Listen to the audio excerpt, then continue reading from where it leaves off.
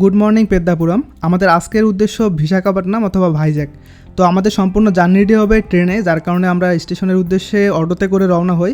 তো বাসা থেকে নেমে আমরা কিন্তু অটো নেই, অটোতে করে আমরা সামারকোটা রেল স্টেশনের উদ্দেশ্যে রওনা হই। এটি আমাদের বাসা থেকে 3 কিলোমিটার এবং এটি পেদ্দাপুরম এবং সামারকোটার মাঝামাঝি একটি মন্দির এবং আর কিছুক্ষণের মধ্যেই কিন্তু আমরা রেল স্টেশনে পৌঁছে যাব।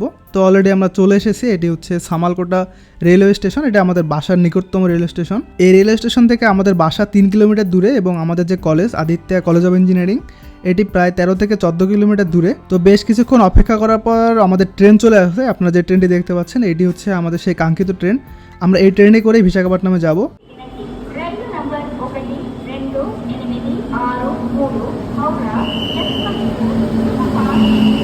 ট্রেন থামার পর আমরা আমাদের বগিতে উঠে পড়ি। আমাদের সিটগুলো ছিল স্লিপারে, কারণ সময়টা অনেকটা ঠান্ডা, যার কারণে আমরা এসিতে সিট না নিয়ে স্লিপারে সিট নেই। সবাই সবার মতো সিটে উঠে বসে এবং স্লিপার হিসেবে ট্রেনটিতে যথেষ্ট জায়গা এবং এখানে যথেষ্ট ফ্যান ছিল, যার কারণে আমাদের কোনো সমস্যা হয়নি। যেহেতু আমরা এখন অন্ধ্রপ্রদেশের রাজধানীর উদ্দেশ্যে রওনা দিয়েছি, তো আমাদের অন্ধ্রপ্রদেশের রাজধানী সম্পর্কে কিছু কথা জানা অবশ্যই প্রয়োজন। তো চলুন জার্নি করতে করতে আমরা বিশাখাপট্টনম সম্পর্কে কিছু গুরুত্বপূর্ণ ইনফরমেশন জেনে নেই এবং অসাধারণ কিছু ভিউ উপভোগ করি। বিশাখাপট্টনম, যার পূর্ব নাম বিশাখাপত্তনম, অনেকে এটিকে ভাইজ্যাক নামেও চিনে।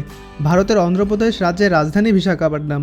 এটি অন্ধ্রপ্রদেশের সর্বাধিক জনবহুল ও বৃহত্তম শহর। শহরটি পূর্বঘাট ও বঙ্গোপসাগরের উপকূলের মাঝে অবস্থিত।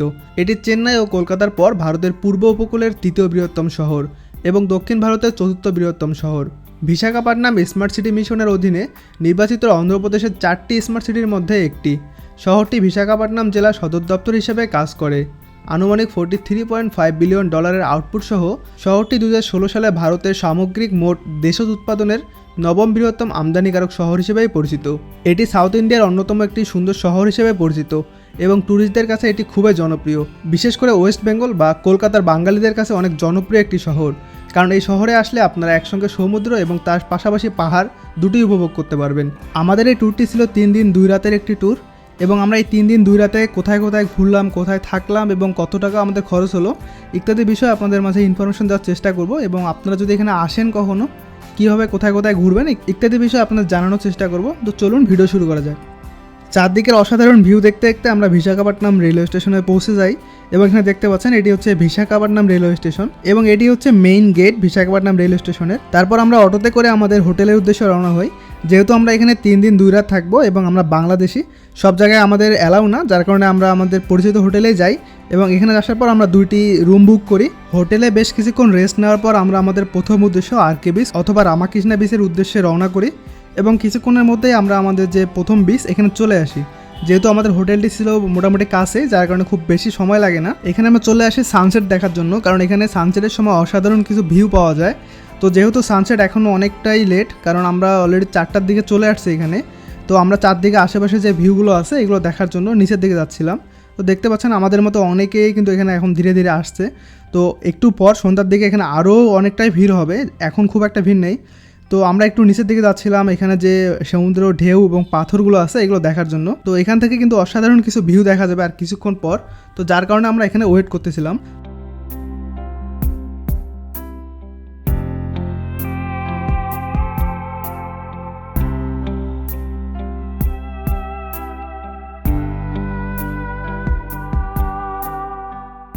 তো দেখতে পাচ্ছেন আমরা এখানে মোট আজকে 5 জন, কালকে আমাদের সঙ্গে আরও একজন যুক্ত হবে। আমরা এখানে বেশ কিছু ছবি এবং যে যার মতো ভিডিও নেই।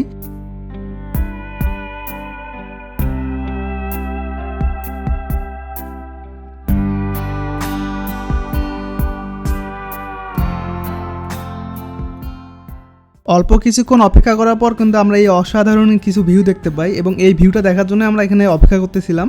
তো যখন সন্ধ্যা হচ্ছিল, সূর্য ডুবে যায়, আমরা আশেপাশে যে রাস্তাগুলো আছে এগুলোতে হাঁটতেছিলাম। অসাধারণ রাস্তাগুলো অনেক সুন্দর এবং সবাই সবার মতো সোশ্যাল মিডিয়াতে সবার ছবি এবং ভিডিও আপলোড করতে ব্যস্ত এবং আমি এখানে ভিডিও করতেছিলাম এবং চারদিকে যে রোডগুলো আছে এগুলো তো দেখতেই পাচ্ছেন যে অনেকটাই সুন্দর। তো এই হচ্ছে আমরা 5 জন, আমরা প্রথম দিন হচ্ছে ভাইজ্যাকে পৌঁছাই 5 জন। তারপরের দিন সজীব আমাদের সঙ্গে যুক্ত হবে এই জায়গায়। তো তারপর আমরা আর কিছুক্ষণ হাঁটার পর আমরা আবার বিচে চলে যাই। তো সবাই সবার মতো এখানে ছবি উঠাচ্ছে বা ভিডিও করতেছে, আমরা এখানে দাঁড়িয়ে দাঁড়িয়ে কিছুক্ষণ ভিডিও করলাম। ভিডিও করার পর আমরা আরও একটু কাছে গেলাম এবং এখানে সমুদ্রের যে ঢেউ আছে এগুলোকে ক্যামেরাবন্দি করার চেষ্টা করলাম। কিন্তু আপনারা দেখতে পাচ্ছেন যে এই পানিটা খুব একটা ক্লিয়ার না, তবে এই বিচটা কিন্তু এমনই খুব একদম ক্লিয়ার না। তো দেখতে দেখতে কিন্তু সন্ধ্যা হয়ে যায়। আমরা সন্ধ্যার সময় দেখতে পাচ্ছেন এখানে আকাশ দিয়ে বিমান উড়ে যাচ্ছে। আমাদের পাশেই কিন্তু বিশাখাপট্টনম এয়ারপোর্ট, যার কারণে আপনারা যদি এখানে 2 থেকে 3 মিনিট এক জায়গায় স্থির হয়ে দাঁড়িয়ে থাকেন কিন্তু আপনারা বিমান দেখতে পাবেন, সব সময় দেখতে পাবেন যে বিমান যাতায়াত করতেছে। তো যেহেতু এটা অনেক বড় একটি শহর এবং অন্ধ্রপ্রদেশের রাজধানী, তো সেহেতু এখানে সবসময় মানুষ যাতায়াত করে। তারপর দেখতে দেখতে সন্ধ্যা হয়ে যায় এবং আমরা আমাদের রাতের ডিনারের জন্য রেস্টুরেন্ট খুঁজতেছিলাম। যেহেতু আমরা কয়েকজন এখানে অলরেডি কয়েকবার এসেছিলাম, তো আমাদের পরিচিত রেস্টুরেন্ট ছিল। তো হাঁটতে হাঁটতে বিচের পাশে দেখতে পাবেন এই ধরনের এখানে অনেক ধরনের সামগ্রী বিক্রি হচ্ছে। তো আপনারা চাইলে আপনারা সমুদ্রের যে শামুক আছে, শামুক দিয়ে তৈরি বিভিন্ন ধরনের আপনারা শোপিসগুলো এখান থেকে কিনতে পারবেন। এবং এখানে দাম কিন্তু মোটামুটি ভালোই, যেহেতু এটি বিচের পাশে, তো মোটামুটি দামটা অনেকটাই ভালো, কারণ ওরা জানে যে এখানে পর্যটকরা আসে সব সময়। তো এখান থেকে আপনার চাইলে আপনাদের ঘর সাজানোর জন্য সামগ্রী নিতে পারেন। তো আমরা বেশ কিছুক্ষণ এখানে ঘুরলাম, ঘোরার পর অনেকেই এখানে, যেহেতু আমরা এখন বিচে আসি, তো ফিশ ফ্রাই তো অনেকেই খাবে, তো অনেকেই ফিশ ফ্রাই খাওয়া শেষ করে আমরা চলে যাই আমাদের ডিনারের উদ্দেশ্যে। এই আরকে বিচ বা ঋষিকুণ্টা বিচের পাশে কিন্তু বেশ কিছু এখানে খাবার হোটেল আছে এবং মজার বিষয় হচ্ছে এখানে কিন্তু আপনারা বাঙালি হোটেলও দেখতে পাবেন এবং যেখানে অবশ্যই বাংলা লেখা আছে। আপনারা দেখতে পাচ্ছেন যে এখানে হচ্ছে রেস্টুরেন্টও আছে এখানে প্লাস হোটেল, আপনারা চাইলে এখানে থাকা প্লাস খাওয়া দুটোই করতে পারবেন। কিন্তু আমরা ওখানে খাইনি, আমরা যেহেতু হচ্ছে বিরিয়ানি খাবো এবং আমাদের পরিচিত রেস্টুরেন্ট ছিল, তো আমরা পাশে রেস্টুরেন্ট ডিনার শেষে আমরা আমাদের হোটেলের উদ্দেশ্যে রওনা হই, কারণ অলরেডি অনেকটা রাত হয়ে গেছে এবং আমাদের আগামী দিনের কিছু প্ল্যান আছে, যার কারণে আমাদের ভোরবেলা উঠতে হবে।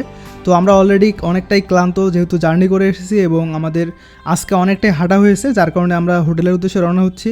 এবং আগামীকাল আমরা কোথায় কোথায় যাব, কীভাবে যাব, কত টাকা খরচ হতে পারে এবং জায়গাটা আসলে কতটা সুন্দর, এটি দেখার জন্য অবশ্যই আমার আইডি এবং পেজটি ফলো করতে পারেন এবং আমার ইউটিউব চ্যানেলটি সাবস্ক্রাইব করতে পারেন। সবাইকে নতুন ভিডিও দেখার আমন্ত্রণ জানিয়ে আজকের মতো এখানে শেষ করছি ভাইজ্যাক থেকে। আল্লাহ হাফেজ।